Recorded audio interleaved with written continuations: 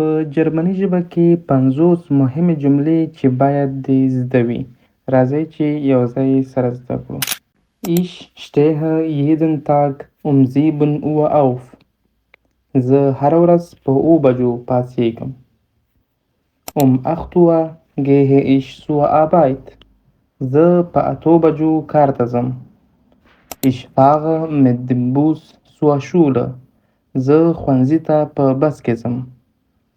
Mein Lieblingsfach ist Mathematik. زما د خوښې مضمون ریاضي دی. In der Pause trinke ich Kaffee. زه په وقفه کې کافي څښم. Nach der Arbeit gehe ich einkaufen. زه له کار وروسته خریدارۍ ته ځم. Ich kaufe Brot, Milch und Obst. زه ډوډۍ، شیدې او میوه اخلم. Am Abend sehe ich Fern oder lese ein Buch. زه ماښام تلویزیون ګورم یا کتاب لولم.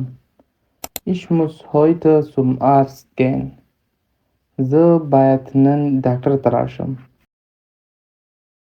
Ich habe Kopfschmerzen. زه سردرد لرم. Der Arzt hat mir Medikamente verschrieben. ډاکټر ماته دواوې لیکلي دي. Ich bleibe 2 Tage zu Hause. زه 2 ورځې په کور کې پاتې کېږم. Ich mache oft Sport, um fit zu bleiben. زه ډېر ورزش کوم ترڅو فټ پاتې شم. Am Wochenende treffe ich meine Freunde. زه د اونۍ په پای کې له خپلو دوستانو سره وینم. Wir gehen ins Kino oder in ein Café. مونږ سینما ته ځو یا یوې کافې ته ځو. Ich kann ein bisschen Deutsch sprechen. زه یو اندازه ډویچ خبرې کولی شم.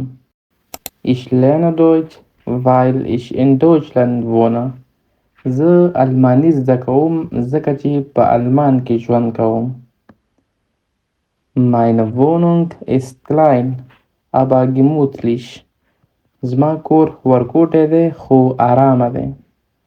Ich habe ein Schlafzimmer, ein Wohnzimmer und eine Küche.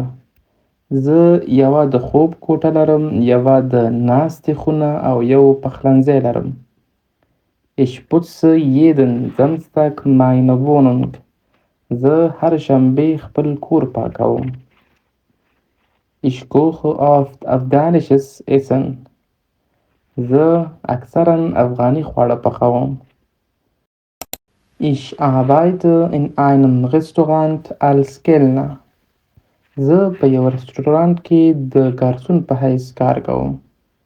Ich beginne um 9 Uhr und arbeite bis 17 Uhr. زه له 9 بجو نه کار شروع کوم تر 5 بجو پورې. Ich verdiene 1500 Euro im Monat. زه په میاشت کې 1500 یورو لاسته راوړم. Ich spare Geld für den Führerschein. زه د موټر لیسنس یا جواز لپاره پیسې ذخیره کوم. Ich möchte später eine eigene Wohnung haben. زه غواړم وروسته خپل کور ولرم. Letztes Jahr war ich in Italien. زه تیر کال په ایټالیا کې وم. Das Wetter war schön und sonnig. هوا ښکلې او لمرینه وه. Ich habe viele Fotos gemacht. ما ډیر عکسونه اخیستي وو. Nächstes Jahr will ich nach Spanien reisen. راتلونکی کال زه غواړم هسپانیې ته سفر وکړم. Ich habe gestern meine Freunde besucht. ما پرون خپل دوستان ولیدل. Wir haben zusammen gekocht und gegessen. مونږ یوځای خواړه پاخه کړل او یوځای مو وخوړل. Später haben wir Musik gehört. وروسته مو موسیقي واورېده. Ich habe viel gelacht und Spaß gehabt. ما ډیر وخندل او ډیر خوند یې وکړو. Es war ein schöner Tag. دا یوه ښکلې ورځ وه. Ich telefoniere jeden Tag mit meinen Eltern. زه هره ورځ له خپلې کورنۍ سره تلیفوني تماس نیسم.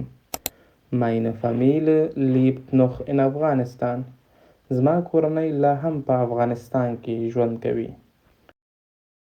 Ich vermisse sie sehr. زه یې ډېر یادوم. Ich hoffe, sie bald zu sehen. زه هیله لرم چې ژر یې ووینم. Ich will meine Zukunft in Deutschland aufbauen. زه غواړم خپل راتلونکی په آلمان کې جوړ کړم. ګرانو لیدونکو، دا وې په جرمني ژبه کې هغه مهمې جملې چې په روزمره ژوند کې ډېرې زیاتې استعمالیږي. له ملتیا مو یو نړۍ مننه. که لا تر اوسه مو زموږ د یوټیوب چینل نه وي سبسکرایب کړی، هیله ده چې همدا اوس یې سبسکرایب کړئ. تر بیا مو په لوی او بخښونکي رب سپارم. Bis bald. Tschüss.